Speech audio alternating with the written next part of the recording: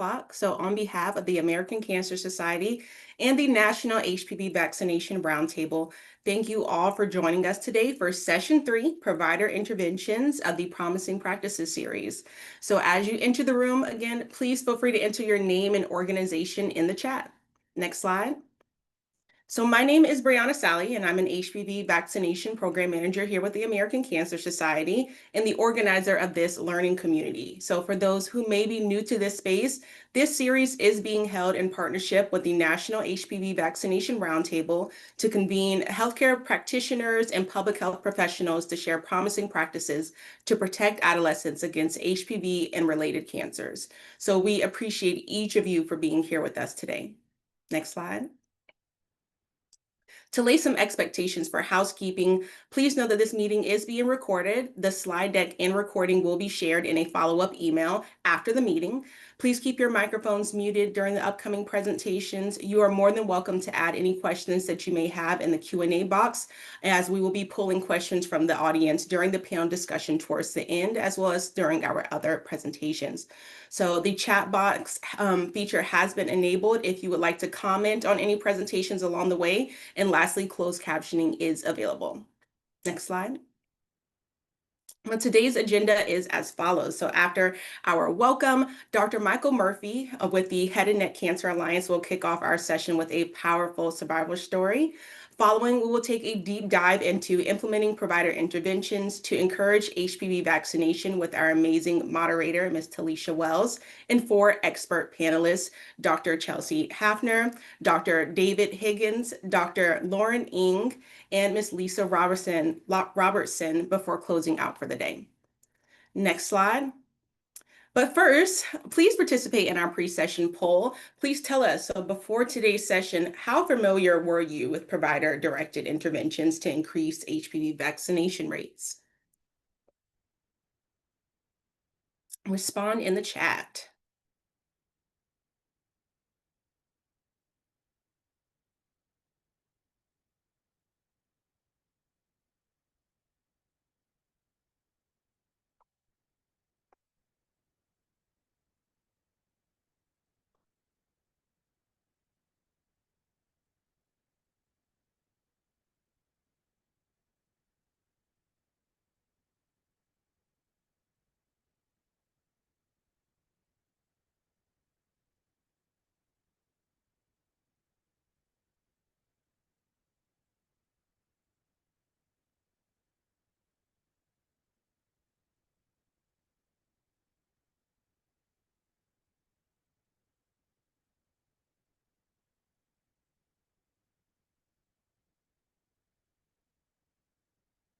All right, so we are almost about at 80% almost. So thank you so much for participating in the pre-session poll, and stay tuned until the end to participate in the post-session poll to let us know if that knowledge has changed at all for you.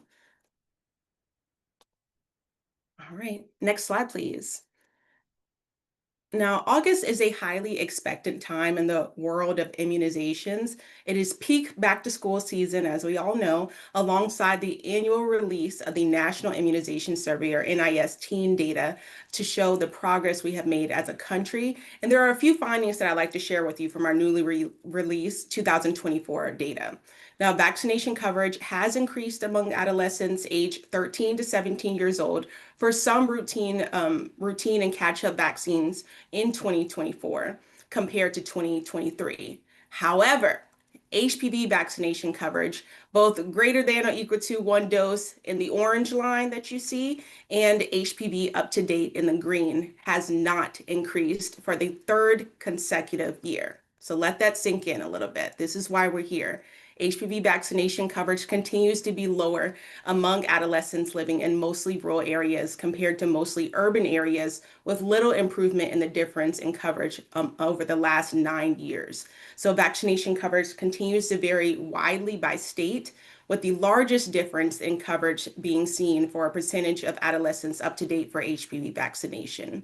So be sure to check out the recently released Morbidity and Mortality Weekly Report, or MMWR, to learn more. There are many gaps to be addressed, but as health professionals, we can facilitate change. We can implement evidence-based interventions and initiate the HPV vaccine starting at age 9 to make a difference. Next slide. So today's session is centered around the second column of provider-directed HPV vaccination evidence-based interventions. But note, interventions are best when done in combination, and it is common and recommended that multiple types of interventions are implemented within a health system for the best impact. Today, you will hear explanations and mentions of clinical champions, professional education, and provider reminders and recall, in addition to other interventions or strategies that help make HPV vaccination efforts successful. Next slide. Additionally, studies show that a strong provider recommendation that highlights the importance of HPV vaccination as cancer prevention, emphasizes series completion, and occurs the same day that other vaccines are needed is the number one reasons parents decide to vaccinate their children. So an analysis of vaccine discussions and encounters showed that the odds of vaccination were 9.3 times higher when parents received a strong provider recommendation. So you will hear much more about such recommendations and concurrent influences on HPV vaccination from our many provider presenters today. So first, we will begin with Dr. Michael Murphy, next slide, and a head and neck cancer alliance ambassador and HPV attributed tonsil cancer survivor who will share his journey. Thank you, Dr. Murphy. So thanks for the chance to speak with you today. My name is Mike Murphy, and I am a survivor of HPV-associated tonsil cancer, as well as a neuroscientist and psychiatrist based here in Boston at McLean Hospital and Harvard Medical School. Next slide, please. I work with the Head and Neck Cancer Alliance to provide hope and support to individuals impacted by head and neck cancer and to raise awareness about prevention and early detection and to advocate for improved patient outcomes. Next slide, please. So again, today I'll talk a little bit about my experience with this particular kind of cancer and try to provide a patient perspective from a physician. Next slide, please. So my story begins about 5 years ago in the spring of 2020. And if you think back to that time, that was the pretty early days of COVID. So at that time, cases were going up. We didn't really have great testing. We were masking a lot. We didn't have any vaccinations. And at the same time, we still had to do our job. And so what my healthcare system did, which a lot of other systems did too, was institute these sort of daily checks where we had an app on our phone where you had to say that you hadn't had a fever, hadn't had a sore throat or runny nose or anything like that if you wanted to be able to go to work that day. And if you had any of those things, you had to take a COVID test and test negative. In early May, I woke up with a very, very mild sore throat. A sore throat that I really would not have even noticed, except I had to fill out this form and I wasn't able to go to work. And so I thought, okay, well, this is not a big deal. I have a little cold or something. The next day, it didn't go away, and it didn't go away the day after that. And over the course of the next week, I began to notice a small lump in the back of my throat on the right side.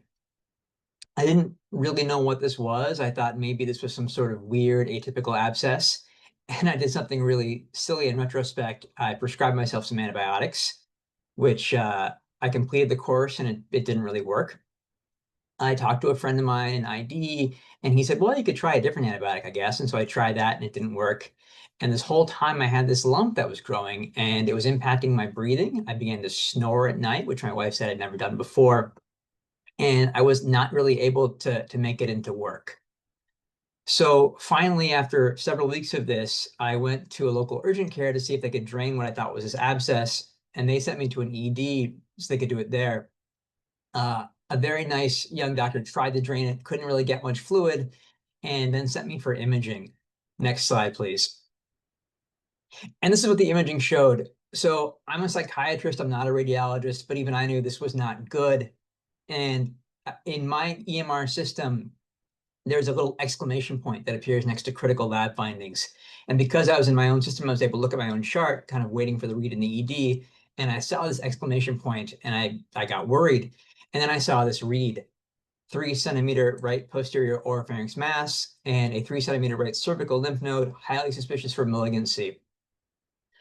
So by this time it was early June, and I was thinking, okay, maybe this is like some first year resident kind of making a wild call. And I looked at who made the read, and it was actually the head of the department. So it began to sink in, this was really serious. Uh, Next slide, please. Initially, the diagnosis was pretty broad, but after a biopsy, it came back as HPV positive squamous cell carcinoma, and it was T3N2M0, which means it was a pretty big cancer. It was bilaterally involving both lymph nodes, but hadn't gotten down to my abdomen or anywhere else. Next slide, please. So then I began treatment, and the treatment for this particular cancer, there's good things and bad things. The good thing is the intent of the treatment is curative. The bad thing is the treatment is really, really tough. So my treatment was sort of the standard of care at the time, which was 3 boluses of cisplatin, which is a fairly nasty chemotherapy agent, as well as 70 gray of radiation, which was delivered 5 days a week over the course of uh, yeah, 14 weeks or whatever, 7 weeks. It was pretty terrible. And next slide, please. Oh, previous slide, please. So uh, next slide, please. There, this one, thanks. So a lot of things happened during treatment to me. So first of all, I lost my sense of taste. I was not really able to taste food, and in fact, food was really repulsive. And so I lost really the ability to eat. My throat was really sore. And so I had to get a peg tube so that I could basically stay stay intact. And I tried to normalize this. So this is me looking at the feeding tube the first day, and I had my 2 young children interact with it so they wouldn't be scared. This is my daughter and my son pouring liquid feed into the feeding tube. I also used to have a big beard. As you can see, I lost that. I also lost the hair at the back of my head. I was very, very tired much of the time, and I developed what looked like a really, really terrible sunburn all over my neck. Next slide, please. But eventually, treatment ended. And this is me on my last day of radiation. My son, for reasons that are not entirely clear to me, decided to dress as Sherlock Holmes. And that green thing in front of me is this plastic kind of object that holds you down in place as you get radiation. Next slide, please. So after treatment, there were a lot of relatively minor issues. First of all, of course, it affected my family. This is my son, my wife, and my daughter. I had lymphedema in my neck, so I had this kind of big jowl, and for a while I had to wear this weird kind of sling thing about 5 hours a day. I now have a second belly button from the peg tube. I have recurrent neck spasms as a result of irritation from the radiation, and I lost about 10% of my taste. And so things that used to taste really good, like chocolate and Vietnamese food, now taste significantly less good to me. Next slide, please. In addition, because this was a mouth cancer, there are, of course, dental problems. So I have dry mouth. I have to use these special toothbrushes. I have to use this fluoride toothpaste. And I have to go to the dentist 4 times a year because I have an elevated risk of cavities and other kind of tooth problems. Next slide, please. In addition, there was significant financial toxicity. So this husband pillow here is to illustrate that I can't work, or I couldn't work during all this. And I had this Kate Farms feed for my feeding tube. And this stuff is really, really expensive. It was like $9 a serving, and I had 4 servings a day. And I remember when I finished my treatment, I had about half a case of this stuff left. And because this stuff is so expensive and in such demand, if you have leftover supplies, you post them on this webpage run by this Oldie Foundation. And a social worker from like 2 hours away drove to pick up this box for her client because this stuff is so hard to get and so expensive. Next slide, please. In addition, I had significant hearing loss. So this is actually my hearing test from before and after treatment. And so what you can see is that I have a big loss of high frequency hearing loss above, about 2000 hertz. And what this means for me practically is that, I do okay in most settings, especially one-on-one. But if there's any kind of noise or if I'm not facing a person when I talk to them, it's really hard for me to actually make out what they're saying a lot of the time.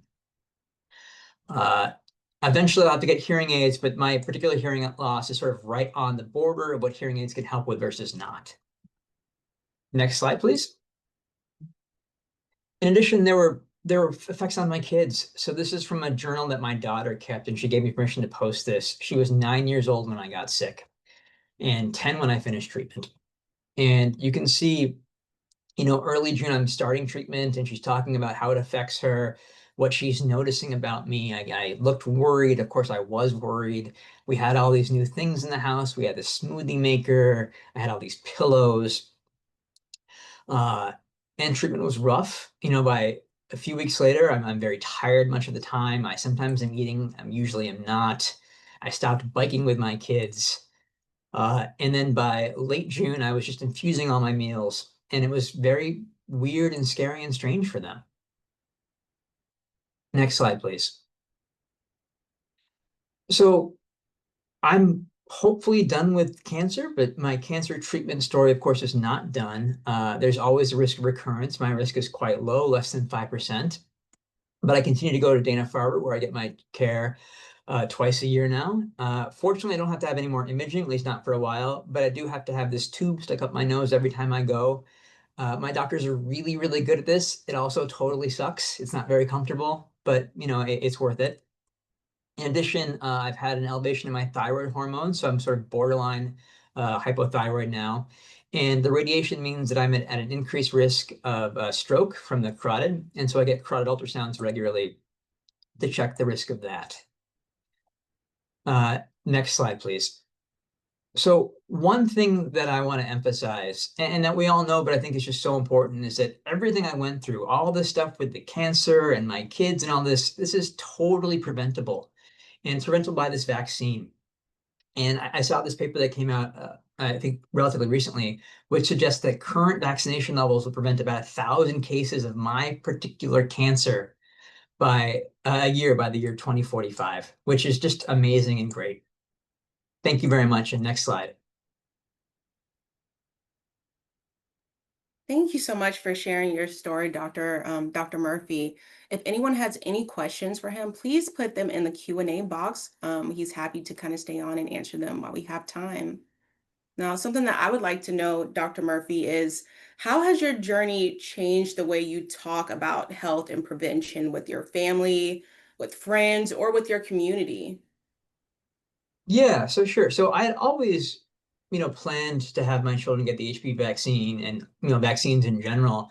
But it wasn't something I ever talked about with anybody else. And now I talk about it all the time with people. I think it's very, very important to kind of raise awareness, stress that this is important. And so I talk about these things much, much more than I used to. Awesome. There's also been some things mentioned in the chat in terms of just showing love for you and asking to connect. Some people would love to connect with you, whether they are going on their own cancer journey right now, or someone who maybe has met you in the past and would love to just kind of pick up things where they left off. So definitely be sure to refer to those messages in the chat. Yeah, I'd be happy to connect it with anybody who'd like.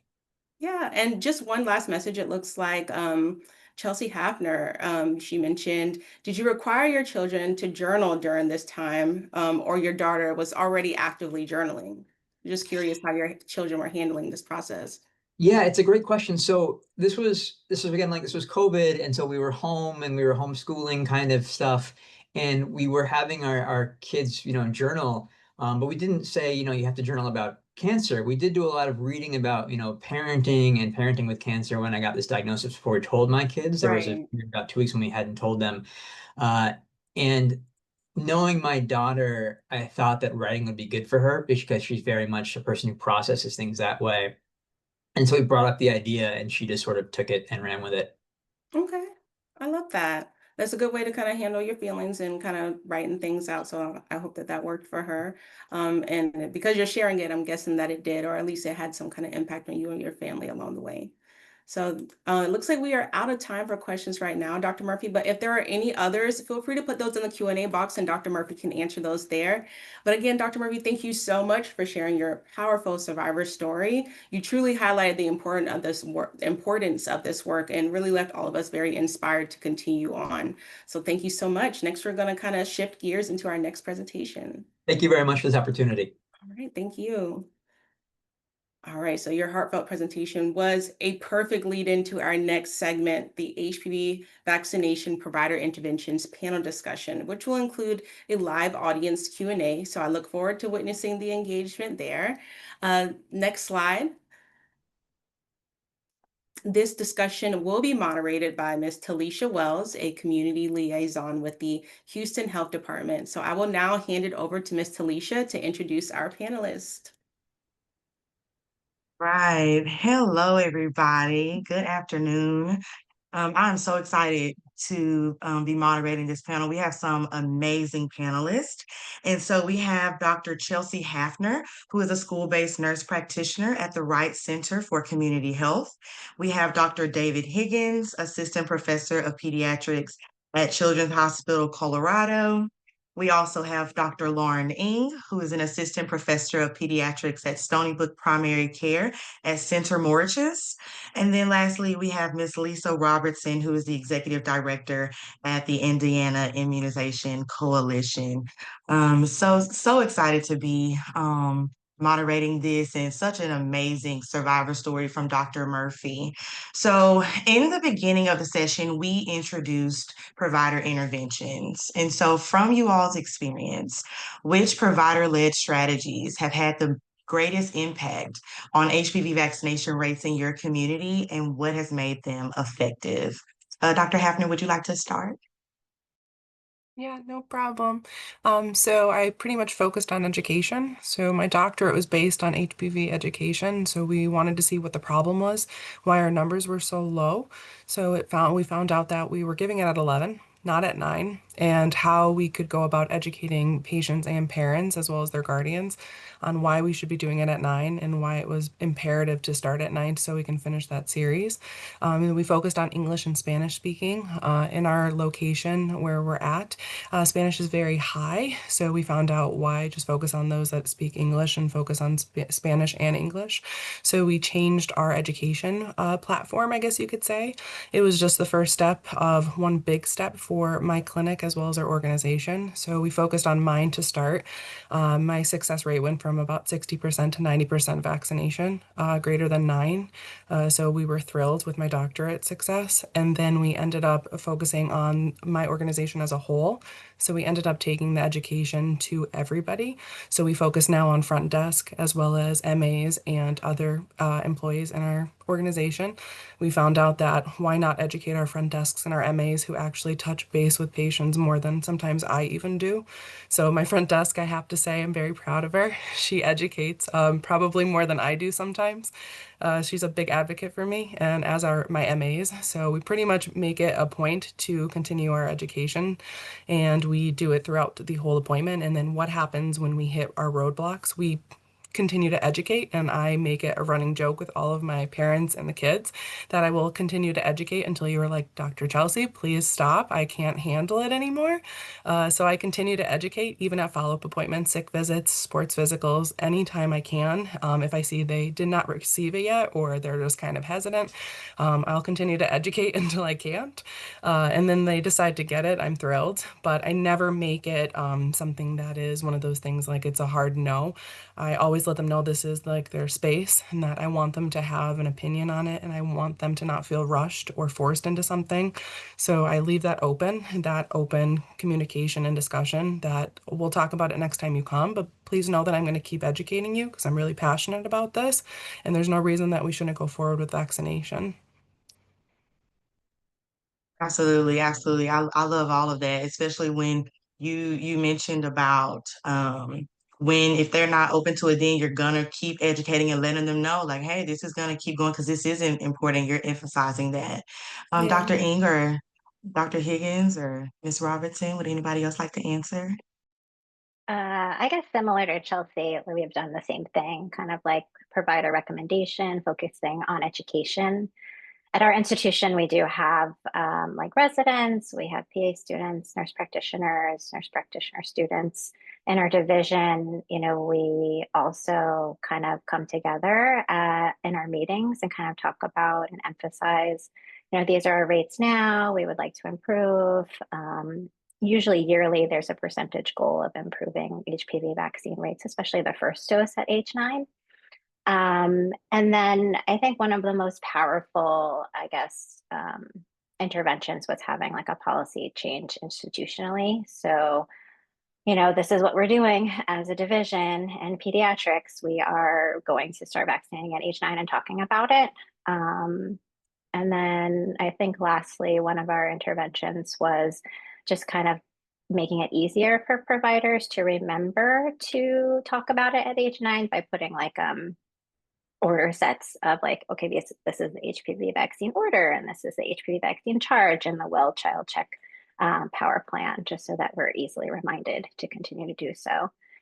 And then just like, again, with our division meetings, just feedback on how well we're doing, just to encourage our providers to continue to recommend at age 9.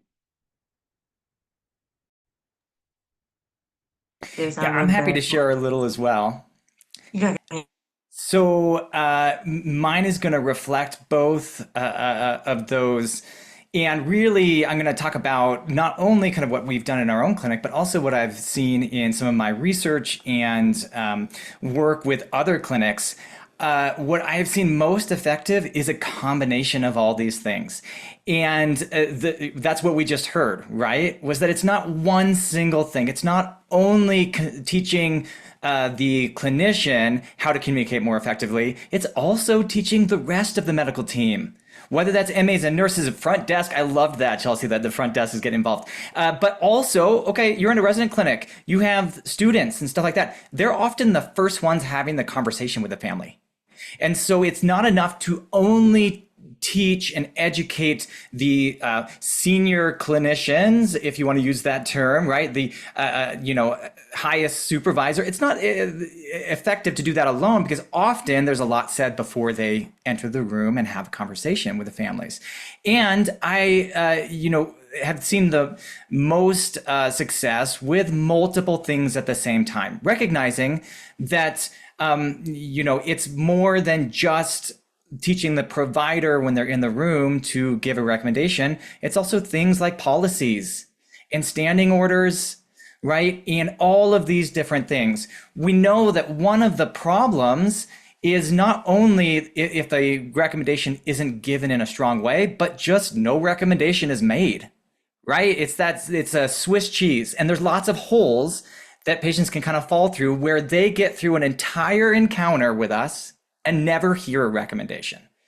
And so all of these things stacked together, standing orders, reminders, teaching everyone on the team to communicate well, all of those things can close those holes so that we ensure every single patient that comes through is getting clear recommendations for the HPV vaccine when they're there. Absolutely, absolutely. I couldn't agree more. You hit the nail really on the head. And so when we talk about, educating our staff, because I know Dr. Hafner, you brought that up, Dr. Ng, you brought that up.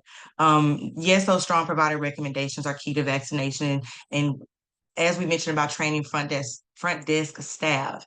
So I know we talked about some policies that we put in place, but what is a way that we can ensure that staff are up to date, that providers can actually utilize in their practice, making sure staff are up to date on their HPV vaccination guidelines and best practices? So in my organization, we initially started with an educational platform, pretty much like a PowerPoint, going through basic HPV education, what was going on with it, and then pulling in the vaccine as well too, and what we wanted to do starting at 9, how we can educate, how everyone can help in the organization, and pretty much making it a requirement. I threw a quiz at the end, and nobody was thrilled because it was a trick question too. So they had to pay attention. But other than that, it was rolling out this educational platform that you had to be required to complete. And that's pretty much, if we have to do bloodborne and pathogens, why can't we do vaccine education through something like that? So the platform was just simply just an educational PowerPoint that they had to scroll through, read, slide and then complete a quiz at the end. So that's pretty much what we've done organizational wide, since we have so many key components and key employees. There's too many of us to sit down in a room and too many of us to kind of go into each organization. So this was the easiest way to do it. I don't know if everyone is thrilled, but I mean, we best learn sometimes on our own. So self-guidance, and then I know people are hands-on, but this was the best way and the easiest way, and really simple for us, and actually in a sense an affordable option. Anything that is cheap is always a good way to go. It's unfortunate, but if it's cheap, it's going to work, and if it's a good educational platform, people are going to pay attention to it. And I think the biggest thing for us was that it was a requirement. So that was really tricky because people were like, oh, this isn't good, but you have to get your bonus. So if you want your bonus, you're going to complete this educational platform. I think just to echo Chelsea, I did a PowerPoint similar, but I did a video, and I specifically made it to be timely. So 7 minutes, maybe max 10 minutes per video, and just showing rates of each site or each office. Because again, you can't be everywhere at once. And if you have seven ambulatory sites to educate, a lot of staff and clerical staff and, medical assistants and LPNs, then, that was the best way to kind of capture everybody, and they can do it on their own time. And just making it timely. I wasn't as tricky as Chelsea, who gave a quiz at the end, but but I thought it was probably the best way, and especially when rolling out things during COVID, because we did it in 2021. We started this educational piece. That was the easiest, honestly. I don't know if anybody else has anything else to Lauren, add. did you do every 6 months or every 12 months with your rates? Oh, so we do quarterly reports, just to kind of, and then our division meetings were every other month. So I try to present every other month just for a minute or two. People got sick of me That's awesome. presenting, I'm pretty sure. And then since we have a lot of turnover, right? So if you think about residents and incoming residents every single year and interns, it was that provider, I guess, platform was really hard to capture all at once because they're in different rotations. So that the video was easiest to just email out and be like, hey, read this, and then do the post survey. Tell me that you learned something, essentially. Perfect. I think the only thing that I would add to doing the education with our staff is that one, we try to do clinic huddles quickly before we have any clinics or walk-in clinics to remind our staff about, HPV starts at age 9, make sure you're doing a good recommendation. And then along with doing training about the vaccine itself, we also do role playing. So we ask our staff to kind of make a good recommendation, let us hear what that recommendation looks like. We remind them that sometimes sharing stories is one of the best and most impactful things they do, even as simple as, I got the HPV vaccine, or I vaccinated my kids with this, but really just showing them and having them do it over and over again. So it becomes kind of secondhand for them to make a good HPV recommendation. I'm going to add just a little bit on top of that, based on some of the research that I've done, really zeroing in on those non-clinician staff. And what I am finding is reflects what everyone is saying. First, it's something that training time is limited, right? And so it has to be something that's bite-sized and you're able to do, whether that's in a staff huddle, whether that's a short video or something like that. What I'm also finding is often the non-clinician staff, they really like scripts and things like that because they don't necessarily have the medical background to know all the nuance about the HPV vaccine, and they might not feel comfortable doing motivational interviewing techniques and things like that. And so often those staff have been asking for just scripts. Hey, what's an effective response when a parent brings up a concern or question, right? That maybe doesn't completely answer it, because you're expecting the clinician encounter still, but maybe primes the clinician encounter in the right direction. Absolutely. All of those are such amazing answers and so factual. So we do have quite a few questions in our Q&A. So from Kristen Berry, she asked, the CDC recommendation says age 11 to 12, but can be given as early as age 9. How do you recommend or speak over what the CDC is recommending? Also, our school systems are not requiring it until age 11 to 12. So we want to make sure that what we're saying lines up with CDC recommendations and guidelines. Just curious. That was a big thing at my clinic because I'm in Pennsylvania and HPV is not a requirement. But what did they get at 11? Tdap and meningococcal. So it was really tough to pretty much change how we kind of like, I guess you can say, educated and talked about it. Our biggest thing was saying you are due for 3 vaccines, not that you're due for 2 and 1 is an eligible one. It was 3 vaccines. You're due for all 3 of them, and we're going to give them to you today. Let's provide you with some education. So changing that to 9 was tough, and pretty much we still tacked it on the same way. At 9, you're due for 1 vaccine. That's the human papillomavirus vaccine. So pretty much changing that wording that like this is what is eligible. I mean, it's an eligible vaccine, but this is what I'm requiring of you. So you're due for it. So like it was changing it, but still being upbeat and positive, but just trying to kind of change, I guess, the wording on how we were kind of going across this, because we noticed pretty much when we were looking at all of our stuff, like how we educated, it was pretty much we were just saying you're due for 2 and one's like you're eligible for another one, and they were like, no, I only want the 2 I need to go to school. So then we had to kind of change how we did stuff. So I'm sure everyone has been touched by something like this, but that's how we kind of do it now. Yeah, I want to echo that and just say that that bundling approach where you say something like they're due for these 3 vaccines, as opposed to separating it out, right? And so Kristen, who asked the question, must be from one of the couple of states that requires vaccines for school, because most states don't. And here in Colorado, we do not have a requirement for school. If you present it to the family as they're due for these 2 school required vaccines, and if you want, you can get this other one, the HPV vaccine, that's setting yourself up for failure, because we think these 3 vaccines, let's say it's 3 at a visit, are all equally important for your child's health, right? And so they should just be bundled together as equally important vaccines for your child to receive. I think a powerful motivator too is just, when you explain each vaccine, saying that HPV is cancer prevention, right? There's not a lot of vaccines that prevent cancer. And when a child hears that, they're like, oh, I don't want cancer. Yeah, mom, let's get this. I mean, some of them, maybe not. But at least when you present it that way, that's a powerful motivator. And then also, just being able, one of my colleagues actually, I think at the 4-year-old visit, he preemptively says, your next vaccine is due at age 9, so that they know that we are going to talk about a vaccine at age 9. And then again, as Lisa had mentioned before, trying to, be a role model for your patients. So my son turned 9 last year.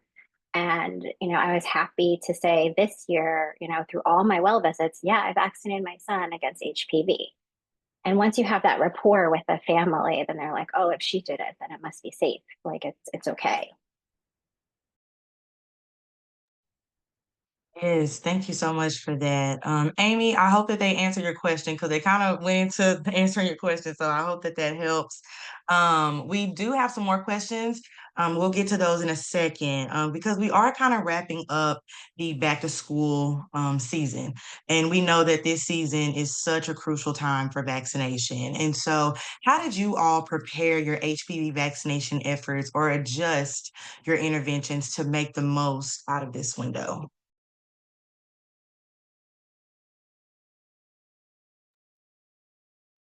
I'll hop in. So um, I think, and we're a little bit non-traditional because we're not a doctor's office, but we do have a brick and mortar building. But we also do about 350 mobile immunization clinics a year. And I think one of the most important things that we do in preparation for back to school is reach out to all of our school nurses and send them templates and reminders to say, please don't send home something that tells your families exactly what their child is due for. So in Indiana, we require MCV4 and Tdap, but not HPV. But we don't want them to send that home and say, oh, your kid is due for these two, because then they bring that to us and that's the only two they want. And then getting HPV and flu and COVID and all of that is a much harder challenge. And so we do reach out to all of our school nurses, our big school systems. We send them template letters to send home where they can say, like, your child is due for school required vaccines. Please check with your provider about what those are. And that really leaves that door open for us to then talk about what is recommended for a child at that time. So I think school nurses are an amazing asset that I hope everyone is working with, because they are truly trusted sources of information in their communities.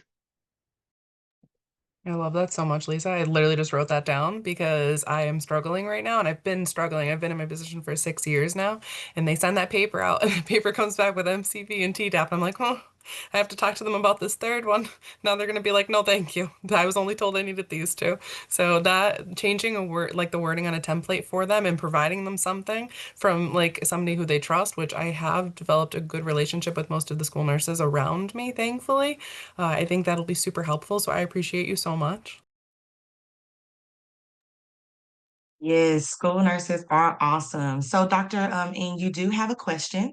Annie, he says, I'm curious about Dr. Ng and the team's communication approach. How do you all address stigmatizing beliefs from parents that HPV vaccine would encourage sexual promiscuity among their kids? There was a study done in Houston where the team had realized parents were less confident in engaging with their child's pediatricians about getting an HPV vaccine because parents have such stigmatizing beliefs. And then she put the link to the study. So that's a tough question, right? Because parents are always going to be hesitant and have their own beliefs about certain certain vaccines in general, not just HPV. And I think that in our current climate, it's been hard anyway to get parents to vaccinate and talk about vaccines. Like I said before, talking about it as cancer prevention is a strong motivator. Talking about it positively is also a strong motivator. Being a role model. We know that these, sexual beliefs are, I guess some parents believe that, if you give the HPV, that'll make them more promiscuous, but that doesn't mean anything. It's not even tied to the vaccine. The main goal is protecting children, right? And, as, Dr. Murphy had presented this strong course of radiation and chemotherapy, we never want that for our children. So practicing standard of care, like Dr. Higgins said, talking about the vaccine, bringing it up, saying, yes, your next vaccine is due at age 9. I'm going to talk about HPV. It's okay if you don't want to give it now, but I'm going to talk about it again next year, like Chelsea does. So, just being persistent. And, you have that rapport with patients, if you see them, families over and over again, eventually, like by starting at 9, they will complete the series, hopefully by age 13, which is our main goal, right? It's okay if they don't get it at 9, but knowing that warning parents that you are going to talk about it every year at every well child check, that this is your job to keep the population safe, to keep children safe, and just being persistent, I guess.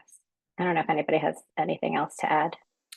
Yeah, I think all of that is great. And, I hear this type of concern a lot. One of the things I really try to do when a parent brings this up is not allow them to feel shamed or judged in any way. Right? I really affirm both clearly they care about the health of their child. Right? I always affirm that. Like, clearly you care about doing what's best for your child.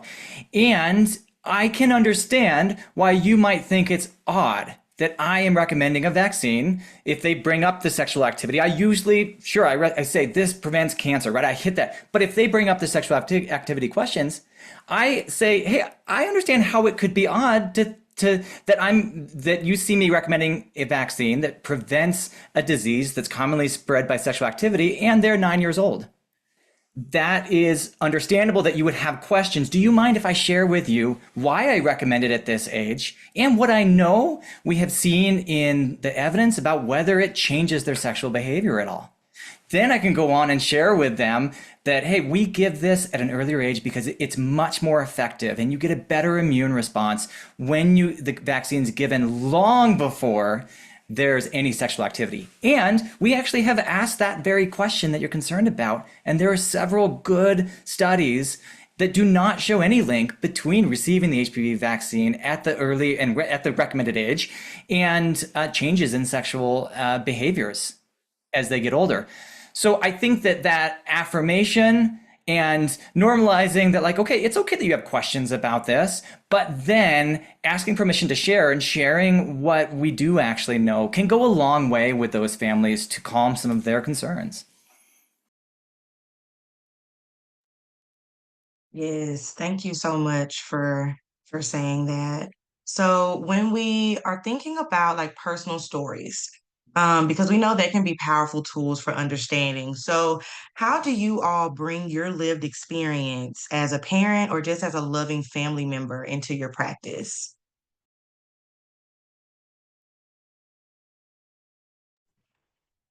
Dr. Higgins, do you want to tackle that one? Yeah, I'll say that everyone has a different style in their communication, how they're, in how they prefer to do this. I love just bringing up my own example with my kids, right? I have 2 girls, and my youngest is not eligible yet because she's not old enough, but my oldest has the HPV vaccine. And I am perfectly fine with sharing. I recommend this HPV vaccine for all of my patients, and I vaccinate my own kids. And so for me, I like doing that. And again, everyone has a different style and how they like to communicate with families, but I like to be a little bit vulnerable and say, hey, I'm also a parent, right? And I made this decision as well for my own children. Thank you. So we are starting to kind of wrap up our panel, but I do want to ask one last question. Is that there may be individuals in our audience that are new to HPV vaccination. And what advice or resources would you offer to someone just beginning their work in HPV vaccination?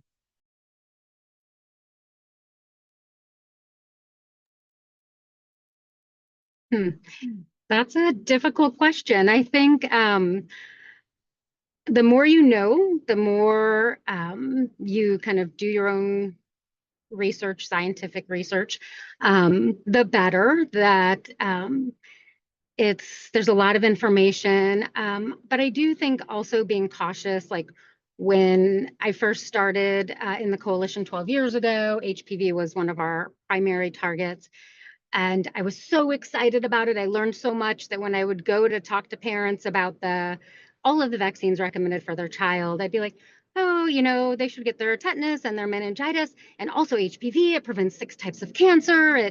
There's so much safety data. And I would just go on about this vaccine and put all of these questions in the parents' head that they did not have before I started kind of rambling about how amazing I thought this vaccine was and had not done the same thing for the other 2. So I think just a word of caution about only answering questions that are actually being asked. And there's so many resources out there. So ACS, HPV Roundtable, Team Maureen has great resources, Vaccinate Indiana, our website.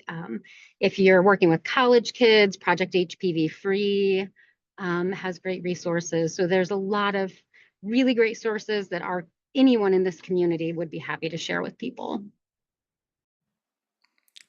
I think I for love Oh, go ahead, Lauren. sorry. I was just going to add that for my QI project, I was actually approached by somebody from our cancer center. So our local cancer center, they have community outreach programs. And that would also be like a good resource, kind of seeing like who's out there, even like community health workers like Delisha, and getting the community involved, not just your small group or organization or institution. Lisa, I love your example and sharing your experience that I see done all the time. And I also did, especially early in my career, it's like I've got all this knowledge about how great the vaccine is, and I just want to give all the knowledge to you.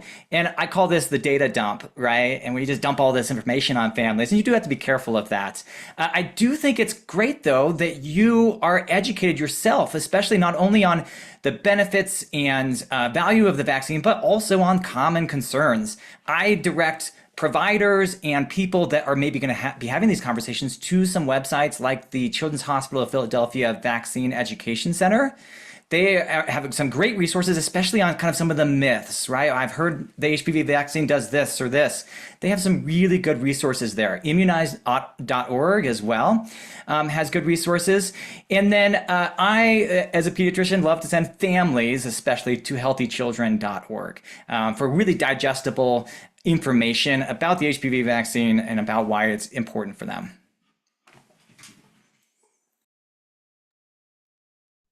All right. Well, thank you so much. I would definitely like to thank our host, Ms. Talisha, and each of our amazing panelists from today.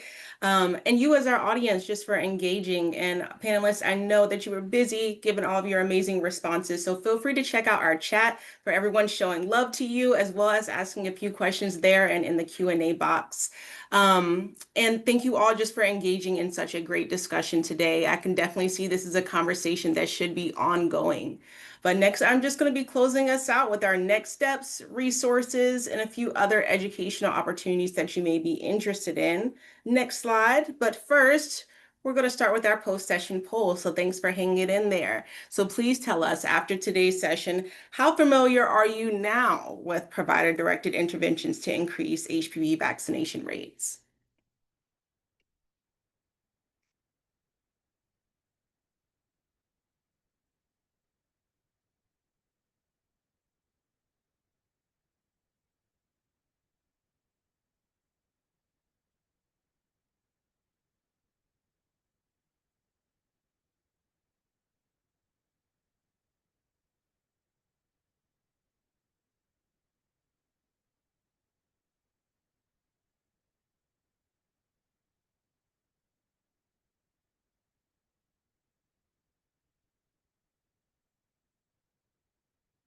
All right, well, thank you so much for participating in our poll, as your responses do help inform our future sessions and content development. We'll go ahead and end it there. Thank you. So as a reminder, interventions are best when done in combination, as you heard from our panelists today. The American Cancer Society has created a resource to help you identify the best EBIs for HPV vaccination and other screenable cancers. So download the EBI guide to learn a little bit more. Next slide. Now, similarly, the National HPV Vaccination Roundtable has an extensive resource center with action guides and supporting age 9 resources to help you and your partners prioritize HPV vaccination. Download the action guide that best aligns with your health system or role and explore supporting resources to help you take the next steps in your HPV vaccination improvement journey. Next slide. Now, right now is perfect timing. ACS has also created our new 2025 social media toolkit to assist you throughout the calendar year, ranging from our now back to school season campaigns and holiday themed offerings like the Halloween one you see here. So resources are available in both English and Spanish. Simply click the link to get access. Next slide. Now, following today's airing, all session recordings, slide decks, and resources can be found on the official HPV Vaccination Promising Practices Series webpage. If you have any questions or issues accessing this content, please feel free to reach out to me. Next slide. Now, I would love to invite you, your colleagues, your network to register for our next and final session as we dive a little bit deeper into intervention. So our final session 4 will be held on Wednesday, November 19th from 2 to 3 Eastern, discussing patient intervention. So you heard from our providers today. Next, we're going to be flipping it up a little bit. We're going to be talking about patient interventions, and we really hope to see you there. Next slide. And hot off the press, this is a new opportunity if you haven't heard of it already. We have officially launched our ACS Primary Care Clinical Champions Corps, made up of volunteer primary care clinicians, including MDs, DOs, PAs, and NPs. So these champions receive training, resources, and opportunities for peer-to-peer engagement. So the goal is to educate and motivate their clinical peers to put cancer prevention and early detection knowledge into practice and support interventions that make a real difference in patient outcomes. So share this opportunity with your provider network and register to be an ACS primary care clinician champion by September 12th. Next slide. Now, if you are a rural healthcare partner, the Rural HPV Vaccination Learning Community has launched a 2025 program with new topics, more survivor stories like Dr. Murphy's you heard today, and a dynamic curriculum. So monthly sessions will take place on the second Wednesday of each month from 2 to 3 Eastern. Registration is rolling, so feel free to join at any time. Next slide. Now, additionally, we have created an on-demand pharmacy education series, and I remember seeing some things in the chat, some people interested in pharmacy and dental related resources. So stay tuned for this and the next slide. This will be available through November and December of this year, giving an overview of HPV vaccines and ways pharmacists can become HPV vaccine champions. And similarly, next slide, we have revamped our on-demand HPV dental education course. So this 4-part course provides 4 hours of ADA CERP to oral healthcare professionals with topics exploring oral screenings and HPV-related malignancies, HPV-related oropharyngeal cancer, and much more. Next slide. Now, I would like to leave you with just a few action items as each of you continue your HPV-related efforts. So following our dive into provider interventions, I encourage you to go back to this presentation, review the recording, go back and look at that EBI guide and explore those opportunities a little bit further to implement or support provider interventions in your community. And a big part of knowing your next step is in your HPV vaccination improvement journey is knowing where you currently stand through your data. So the 2024 NIS teen data shows that coverage with greater than or equal to 1 dose of the HPV vaccine was greater than or equal to 80% in 26 states and DC. And at least 65% of adolescents were up to date with HPV vaccination in 26 states and DC. So compared to 2023, coverage with at least 1 vaccine routinely recommended for adolescents increased in states like Florida, Georgia, Kentucky, Virginia, among adolescents aged 13 to 17 in 2024. So where are you at? Where do you stand? You want to know that. Review this recently released data to see how your state or practice compares to national rates. And lastly, come back to see me and a group of other passionate experts on November 19th for our final session 4 by registering today. Thank you so much for joining us for session 3 of the HPV Vaccination Promising Practices series, and we look forward to seeing you again soon. Thank you.